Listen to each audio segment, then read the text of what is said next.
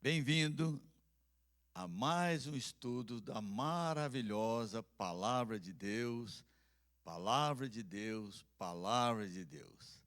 Não existe nada melhor do que estudar a Palavra de Deus, que nos liberta de tanta coisa que nos entristece. Você já ouviu falar algumas pessoas dizerem que tempo é vida, ou o tempo voa? Quantas vezes ouvimos esses tempos? E realmente é incrível quando nós pensamos na nossa vida, parece que o tempo voou. Há pouco tempo. Lembra que você tinha 10 anos ou 18 anos e de repente passou numa velocidade tão grande que nos assusta. Como realmente o tempo voa. Isso é bom ou é ruim? Para nós que conhecemos a Escritura, é maravilhoso, maravilhoso, maravilhoso. Mas é importante que a gente faça a mesma oração que Moisés fez, pedir ao Senhor que nos ensine a contar os nossos dias, para que o dia a dia, a ansiedade, as pressões dessa vida roubem de nós a alegria de sabermos que Deus tem um tempo para tudo. Então vamos orar em nome daquele que no princípio era o Verbo, que estava com Deus, que era Deus, Jesus Cristo, o Filho de Deus, que se fez carne e habitou entre nós com um propósito de cumprir a promessa que Deus tinha feito de enviar um Salvador ao mundo. Vamos orar então. Pai, em nome de Jesus Cristo, teu amado Filho, nós colocamos a nossa vida, a nossa mente, nosso entendimento nas tuas mãos, para que teu Espírito venha nos ensinar, Senhor, aquilo que nós precisamos saber enquanto estamos nesse mundo.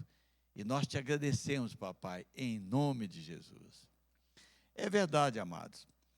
O Senhor fez o sol, a lua, não foi simplesmente para embelezar o céu. O Senhor criou o sol e a lua para marcar dias e anos para nós. Ele queria que nós soubéssemos que Ele tem um tempo de nós estarmos nesse mundo, vivermos nesse mundo. Deus já sabe tudo, já sabe o fim de tudo, mas Ele estabeleceu épocas, tempos e dias para que nós soubéssemos o seu propósito de nos tirar desse mundo e nos levar eternamente para habitar com Ele no céu. Então, como está escrito, tudo tem o tempo determinado e há tempo para todo propósito debaixo do céu. Nada acontece por acaso. Como precisamos conhecer esses tempos que Deus estabeleceu para não ficarmos assustados com os acontecimentos. Como diz a Escritura, há tempo de nascer e tempo de morrer, tempo de prantear e tempo de saltar de alegria. Tempo de prantear e tempo de saltar de alegria. Né? Quanto choro existe no mundo por tantas coisas, pela morte, quando nós vemos pessoas chorando pelas suas pessoas amadas. Mas eu quero te dizer, não entristeça o seu coração, porque assim como há tempo de prantear, de chorar, a Escritura diz que há tempo de saltar de alegria. E talvez você pergunte, quando é que eu vou saltar de alegria? Olha, a Bíblia nos mostra muitas coisas que era para o homem saltar de alegria neste mundo, não é assim? E uma delas é a promessa do Senhor de enviar o Salvador. Depois que o homem pecou, era para ele saltar de alegria que Deus, ao invés de condená-lo, prometeu enviar o Salvador. E tantas outras coisas que nós vamos estudar no decorrer desse dia. Então, como disse Jesus, no mundo tereis aflições. Jesus não deixou ninguém enganado. Nesse mundo, por causa do pecado, são muitas as aflições. Tá? Mas nós sabemos que melhor é o dia da morte do que o dia do nascimento. O mundo tão preocupado, os jornais anunciando tanta morte, morte, morte. Ah, se as televisões anunciassem o que a palavra de Deus nos ensina, que melhor é o dia da morte do que o dia do nascimento. como o apóstolo Paulo disse, para mim, ele disse, viver é Cristo e morrer é lucro. E ele disse, eu tenho o desejo de partir e estar com Cristo, o que é incomparavelmente melhor. Então, se algum familiar seu já partiu, ou se você ver alguém que você ama partir, saiba disso. Para a pessoa que partiu, que ama a Deus, é incomparavelmente melhor deixar esse corpo, como diz o apóstolo Paulo, e ir encontrar com o Senhor. Então, o tempo é um calendário, é o calendário de Deus. Deus não precisa de tempo, Ele sabe todas as coisas, mas Ele criou o tempo para mim e para você. Sabemos que esse tempo de prantear um dia tem um fim, um dia vai acabar, e nós vamos saltar de alegria. No reino de Deus não tem tristeza, só existe alegria. Então, por isso Ele nos deu tantos calendários na Escritura. Um deles é o calendário que Ele deu para Daniel, mostrando que todas as nações que haveriam nesse mundo, até que Jesus viesse reinar. Então, a estátua é um calendário, mostrando todas as nações que viriam, e com certeza nós estamos muito perto dos pés dessa estátua para se cumprir o que está escrito. Então, a nação de Israel também é um calendário. A estátua é um calendário, a nação de Israel é um calendário, um relógio de Deus. E o Senhor, a melhor notícia do mundo foi quando Gabriel disse para Daniel, olha, até a vinda do Messias, ocorrerão 173.880 dias. Quer dizer, um calendário matemático, era só uma contagem de dias. E isso aconteceu. Do 1º de Nissan, de 445, até 173.880 dias, se cumpriu o tempo que Deus havia determinado, e Jesus disse que o tempo está cumprido.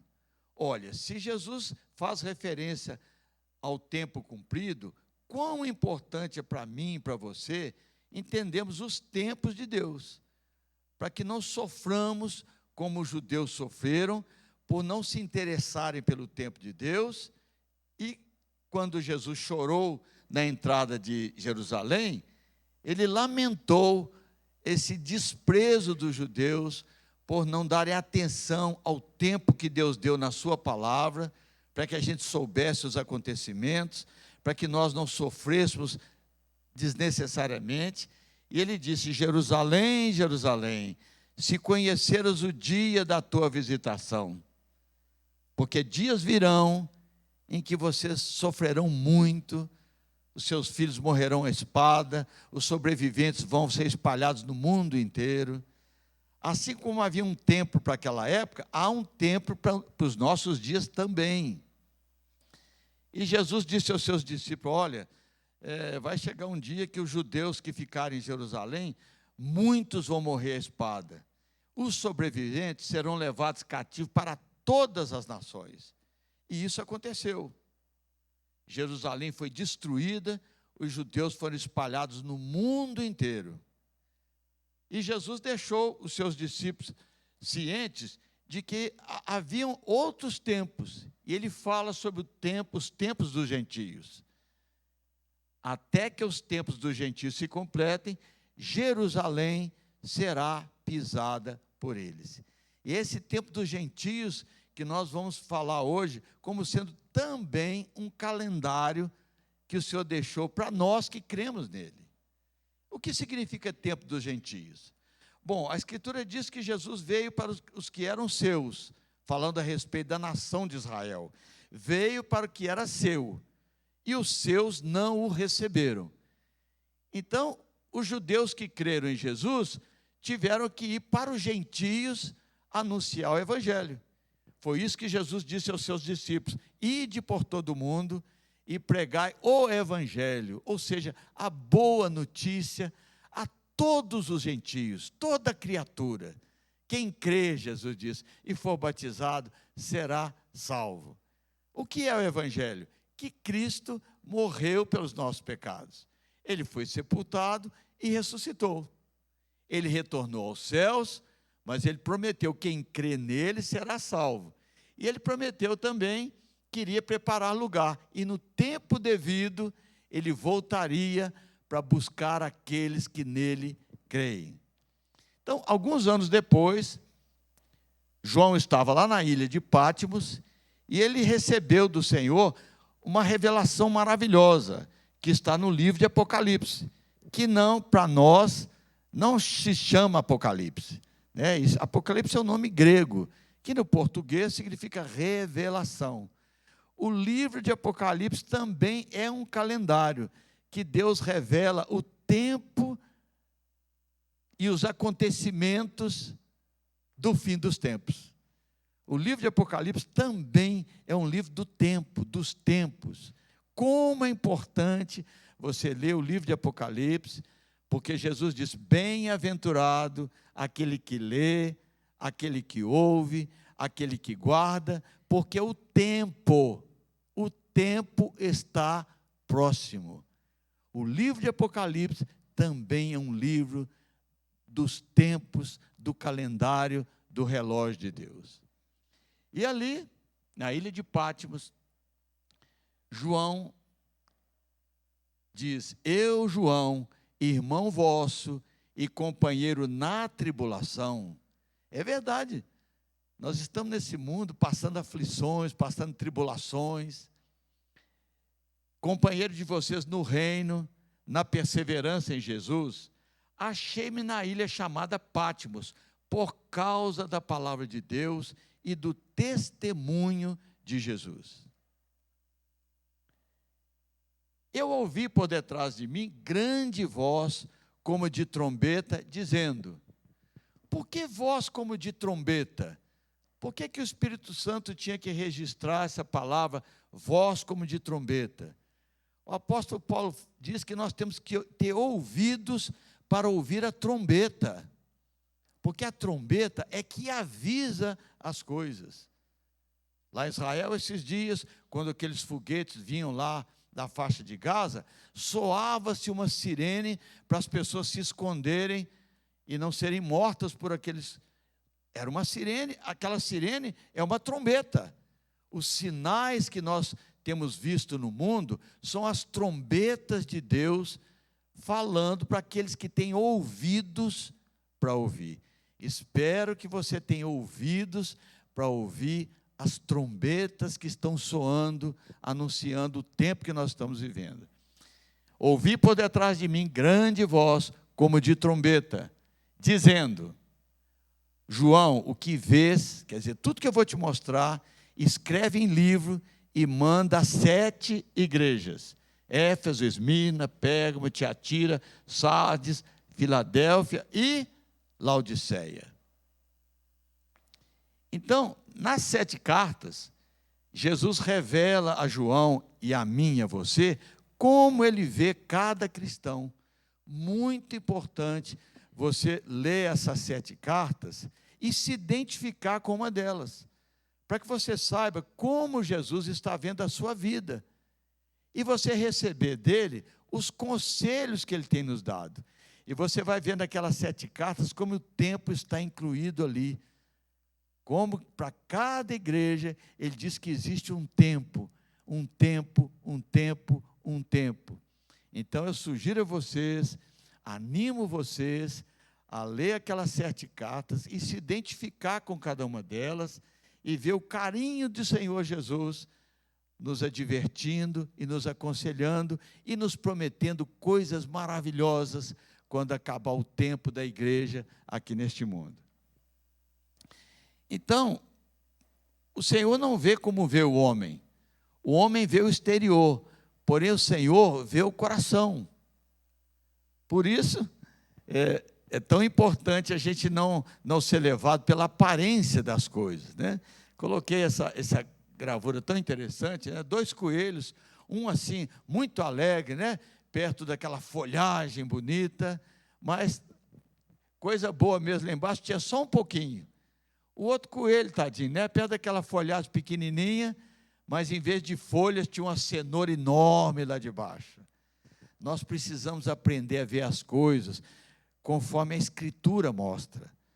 Uma casa muito bonita pode ter gente lá dentro que não presta. E uma casa de pau a pique, talvez numa favela, pode ter lá dentro gente que ama a Deus, gente boa. Então aprenda a não olhar a aparência das coisas, porque o Senhor não vê o exterior, Ele vê o interior das coisas. Bom, mas vamos ao que interessa. O que vês, escreve em livro e manda às 7 igrejas. Então hoje, passados 2000 anos, nós compreendemos que as 7 cartas para as 7 igrejas são também um calendário até o tempo do fim que nós já estamos vivendo. Como diz a Escritura, o tempo do fim. Daniel diz que no tempo do fim a ciência multiplicaria. Então, como negar isso?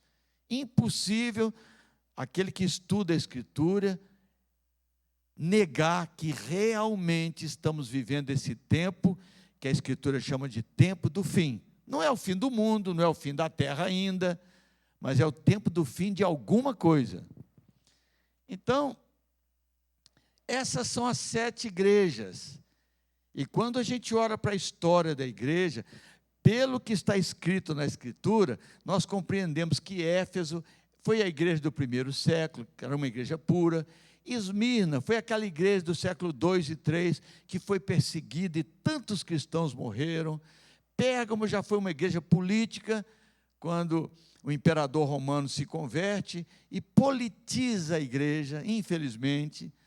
Depois nós vemos no século V até o século V a apostasia da igreja, quanta idolatria entrou na igreja cristã, quanta coisa errada.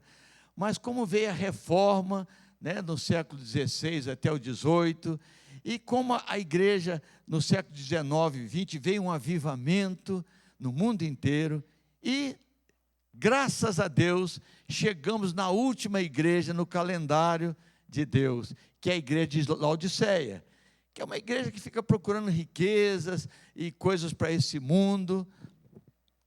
Então a igreja é um calendário. Então, talvez você pergunte, onde fica o tempo dos gentios e a igreja nessa estátua, não é assim?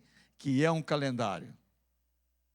Então, já estudamos que Deus estabeleceu 70 semanas para a restauração completa de Israel, para que Israel venha reinar nesse mundo, para que Israel venha ocupar toda a terra que Deus prometeu para Abraão, mas teriam que se passar 69 semanas até Jesus Cristo.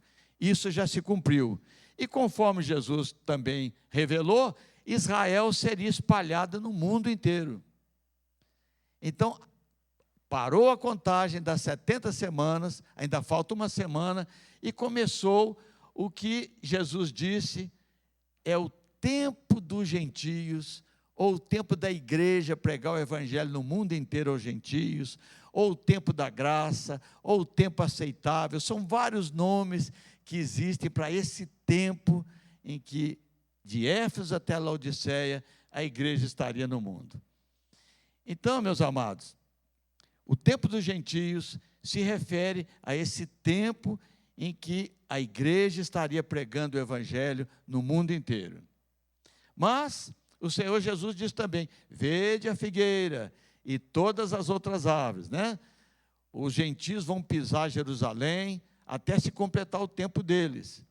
E como em 1967, os judeus conquistaram a cidade de Jerusalém e o monte do templo, tudo indica que o tempo dos gentios realmente está no fim.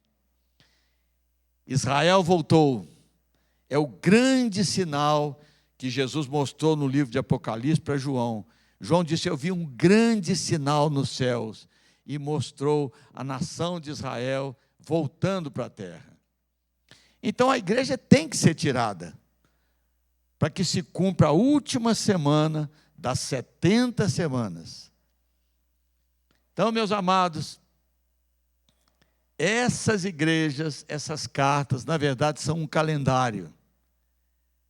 Infelizmente, a última igreja, chamada Laodiceia, Leia na sua Bíblia, aí no livro de Apocalipse, a carta que escreveu Jesus para Laodiceia. Infelizmente, é uma igreja que esqueceu de anunciar o sacrifício de Jesus, a morte dele, sabe? A proclamar essa notícia no mundo inteiro, e fica muito voltada para riquezas, para coisas desse mundo. É uma realidade. Eu não fico triste de ver, às vezes, as igrejas mais preocupadas com riquezas do que em anunciar a salvação, porque tem que se cumprir a Escritura. A igreja de Laodiceia é a última igreja do calendário do tempo dos gentios. Depois destas coisas, olhei. Depois de que coisas? Da história da igreja, do calendário da igreja. Depois destas coisas, depois das 7 cartas, João escuta esta palavra. Olha, João, depois da história da igreja aí no mundo, sabe? Eu vi uma porta aberta no céu, como também a primeira voz que ouvi, como de trombeta, ao falar comigo, dizendo: irmãos, antes que o Senhor arrebate a igreja, trombetas vão tocar, e já estão tocando. Essa epidemia, a volta de Israel, todas essas coisas que estão acontecendo no mundo, é a trombeta dizendo que a igreja vai ser arrebatada. Porque João ouviu essas palavras do Senhor Jesus: sobe para aqui. João é uma figura daqueles que amam o Senhor Jesus, os quais ele vem buscar. Porque Paulo diz que ele virá para aqueles que amam a sua vinda. Quais foram as últimas palavras de Jesus ao escrever o livro de Apocalipse? Quais foram? Maranata. Será que João queria que Jesus voltasse? Será que os cristãos dos nossos dias estão querendo que Jesus volte? Ou estão querendo que Jesus resolva os seus problemas, abençoe a sua vida, os seus filhos, a sua empresa, os seus negócios? Jesus vai voltar para aqueles que amam a sua vinda. Foi isso que Paulo escreveu em sua última carta para Timóteo. Olha, Timóteo, Jesus virá para aqueles que amam a sua vinda. Então, como João amava a vinda do Senhor, sobe para aqui, João. Então, meus amados, realmente, a igreja está à beira de dar adeus à tristeza. Adeus, tristeza, viu? Tristeza nunca mais, pranto nunca mais. Infelizmente, alguns vão, Jesus voltou, fiquei, e agora? Nós vamos deixar isso para um outro estudo, que se você quiser, eu vou passar para você o que você deve fazer se você não quiser subir.